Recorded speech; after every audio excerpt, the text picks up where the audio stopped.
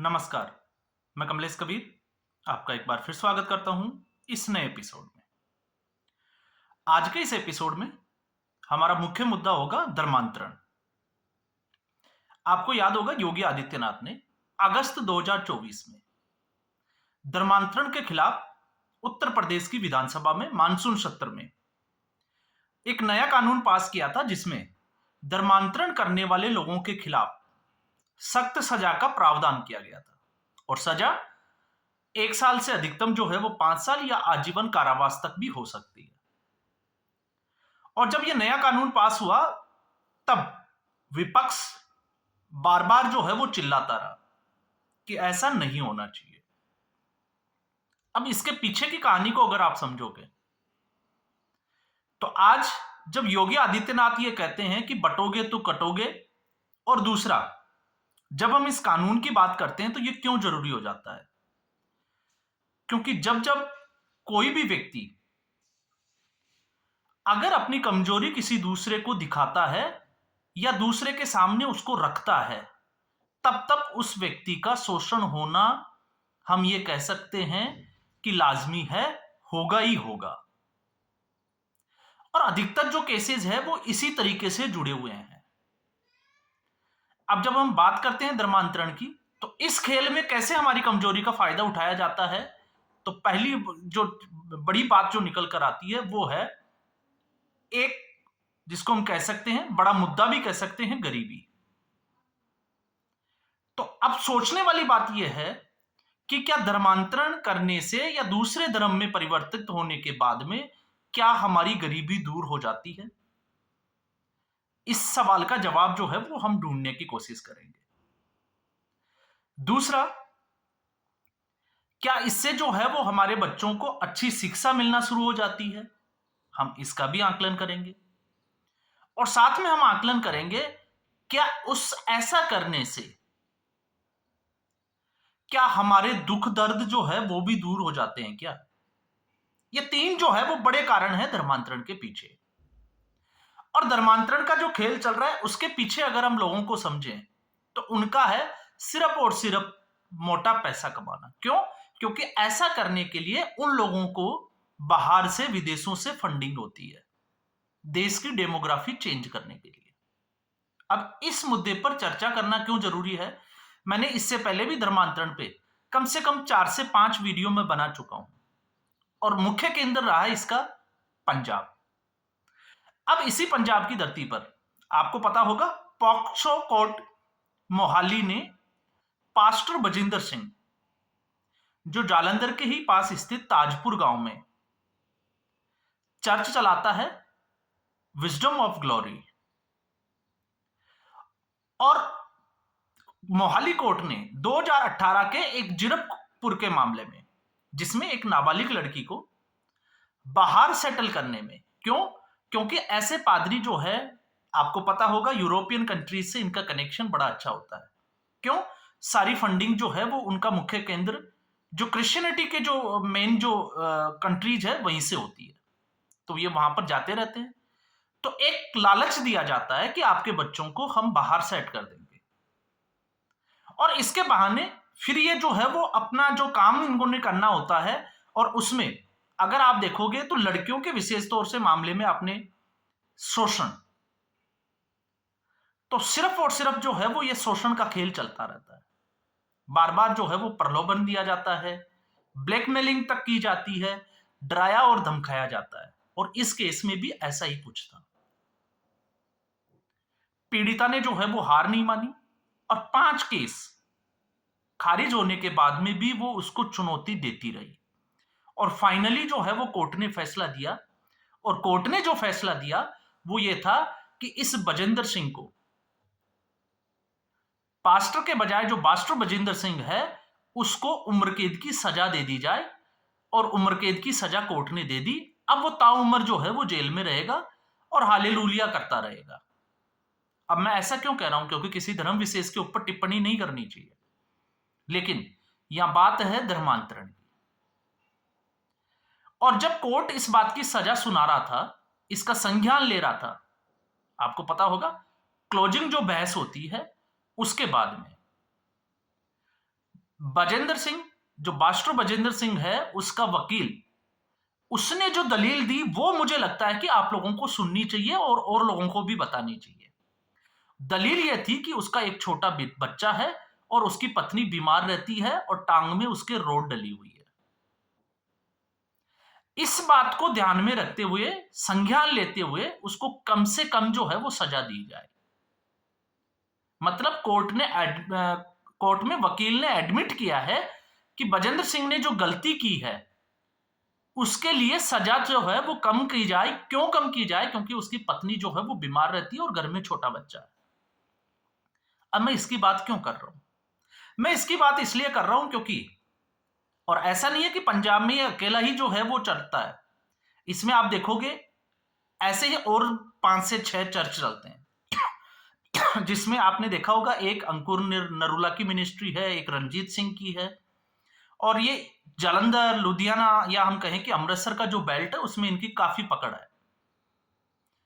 अब जब हम इसकी बात करते हैं तो बात इसलिए करना जरूरी हो जाता है क्योंकि बजेंद्र सिंह के अगर आप कुछ पुराने वीडियो देखोगे तो अचंभित करने वाला वीडियो तो यह है कि एक पति और पत्नी, एक कपल के दोनों के जो है वो एड्स और एड्स रोग को ठीक करने का दावा करने वाला बजेंद्र सिंह आज कोर्ट में भीख मांग रहा है कि उसकी पत्नी जो है वो बीमार रहती है। तो आप देखिए इनके चमत्कार क्या है। आपने वो वीडियो भी देखा होगा जिसमें एक लड़का जो है वो व्हीलचेयर पे आता है, बैकग्राउंड में यीशु का म्यूजिक चलता है और उसके बाद में पवित्र आत्मा को जो है वो पुकारा जाता है, लड़का उठ जाता है और थोड़ी देर बाद में इस बास्टर के साथ में जो है वो भंगड़ा करता हुआ नजर आता है। तो आप सोच के देखिए किस तरीके का मायाजाल जो है वो तैयार किया जाता है, ट्रेनिंग दी जाती है, पैसा दिया जाता है लोगों को, और फिर उसके बाद में इस तरीके का खेल चलता है। और ऐसा नहीं है, अंधी लड़की जिसको कभी जो है वो दिखाई नहीं देता वो देखने लग जाती है। तो फिर सवाल खड़ा हो जाता है दो जगह पे जिसकी मैं बार बार चर्चा करता हूं, एक पॉप फ्रांसिस और दूसरा इस बास्टर की बीवी। और आप देखिए कर्मों की सजा भी जो है वो देर सबेर कर्म का फल मिलता ही मिलता है। जो लोगों को झूठ बोलकर चमत्कार का दावा करके लोगों को बहलाता फुसलाता है, उसके घर में उसकी बीवी की क्या हालत है आप उसका अंदाजा लगाइए। तो ये कर्म जो है वो पीछा नहीं छोड़ते हैं। इसलिए ऐसे लोगों से सावधान रहने की जरूरत है।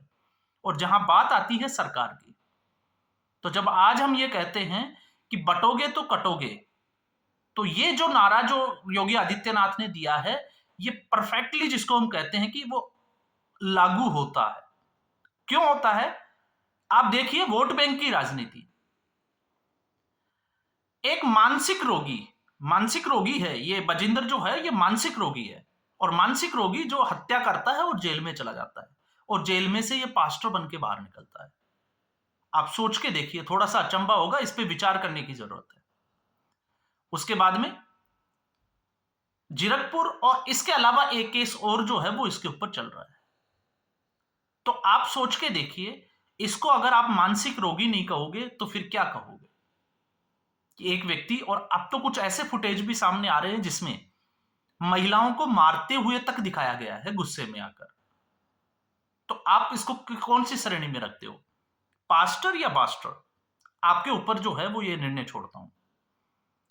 अब बात आती है जब जब हम सरकारी ढांचे को देखते हैं और सरकारी ढांचे को देखते हैं कि ऐसा क्यों, तो आज जो सेकुलर जो शब्द जो इस संविधान में लगाया गया, इसको शामिल किया गया, लिखा गया 1977 में बड़े ही चालाकी के साथ इंदिरा गांधी की सरकार के समय, आज हम उस सेकुलर शब्द का जो दंश है उसको हम झेल रहे हैं। ये सारे के सारे जो है वो उसी कैटेगरी में आते हैं।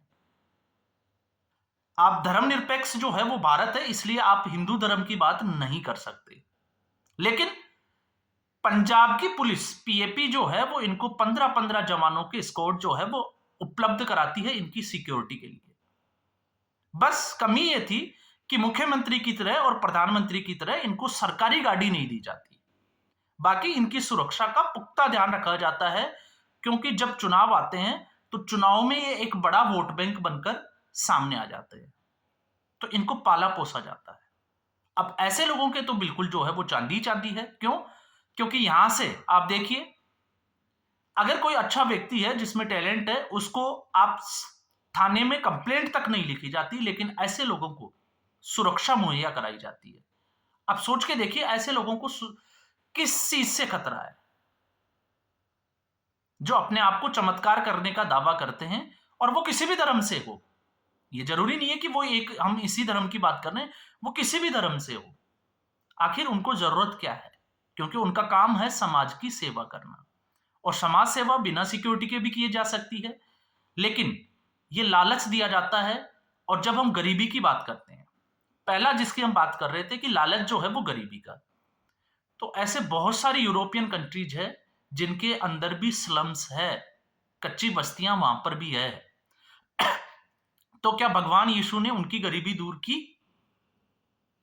आप सोच के देखिए, आज जिस यूक्रेन और रसिया में युद्ध चल रहा है, उस रसिया और यूक्रेन में क्या वहां पर लोग मानने वाले वो यीशु के फॉलोवर नहीं है? फिर उनकी जान क्यों जा रही है? हम इन लोगों के बहकावे में क्यों आते हैं? तो भगवान ने या इस प्रकृति ने हमें जिस धर्म में पैदा कर दिया, मुझे लगता है कि उससे ज्यादा आपको कुछ नहीं मिल सकता। लेकिन यहां हमारी सोच जो है, उस कमजोरी का फायदा उठाया जाता है। और अगर हम कमजोर रहेंगे, इससे पहले भी जब मुगल आए तब हम कमजोर हुए, हमारा फायदा उठाया गया। फिर वही कमजोरी जो है वो अंग्रेजों ने दिखी, उसका फायदा उठाया। और अब ऐसे लोग जो आज समाज में मानसिक विकृति के लोग, मैं इनको कहूंगा, जो इस तरीके का खेल खेलते हैं, इनको एक्सपोज करने की जरूरत है, लोगों को समझाने की जरूरत है। आखिर शोषण की जरूरत क्यों हुई? सिर्फ इसलिए कि आपको जो मिनिस्ट्री के जो स्कूल है, उसमें आपके बच्चों को कम फीस के ऊपर जो है वो शिक्षा दी जाएगी? क्या सिर्फ इसीलिए जो है वो धर्मांतरण होना चाहिए? क्या इसलिए होना चाहिए कि आपको 10 से 20,000 देके, 20,000 रुपए देके आपको खुश कर दिया जाएगा? और अगर आपको लगता है कि आपको यही है, तो फिर जो इस लड़की के साथ हुआ है, तो आप उसके लिए जो है वो बिल्कुल तैयार रहिए, क्योंकि ये आपके साथ भी ऐसा हो सकता है। तो इसलिए इस पूरे मुद्दे के ऊपर वीडियो बनाना जरूरी हो जाता है। आप खुद भी जो है वो इसके ऊपर विचार करिए, इस पे रिसर्च कीजिए। और पंजाब की आप डेमोग्राफी की बात करते हैं, तो आप पंजाब की डेमोग्राफी को समझिए। 10 साल पहले तक जहां पर 1 से 1.5% सिर्फ और सिर्फ ईसाई धर्म के लोग थे, आज वहां 15% से ऊपर जो है वो, एक सर्वे रिपोर्ट ये कहती है कि वहां ईसाई जो है वो धर्मांतरण हो चुका है। तो इसको फैलते हुए ज्यादा अब जो है वो समय लगेगा नहीं। तो आज के एपिसोड में बस इतना ही। उम्मीद करूंगा वीडियो एपिसोड आपको पसंद आया होगा। वीडियो को लाइक करें, शेयर करें, चैनल जरूर सब्सक्राइब करें। धन्यवाद।